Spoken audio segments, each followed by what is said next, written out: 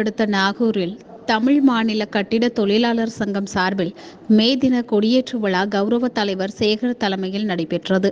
சிறப்பு விருந்தினர்களாக நாகை நோட்டரி வழக்கறிஞர் பாண்டியன், நகர்மன்ற துணைத் தலைவர் செந்தில்குமார் ஆகியோர் கலந்து கொண்டு கொடியை ஏற்றி வைத்தனர். தொடர்ந்து நிர்வாகிகள் மற்றும் உறுப்பினர்களுக்கு நினைவு பரிசு வழங்கப்பட்டது. இந்நிகழ்வில் நகர தலைவர் சிவக்குமார், நகர செயலாளர் கோவிக்குமார், பொருளாளர் கோவிந்தராஜன் மற்றும் சங்கத்தின் முன்னாள் இந்நாள் நிர்வாகிகள் கலந்து கொண்டனர்.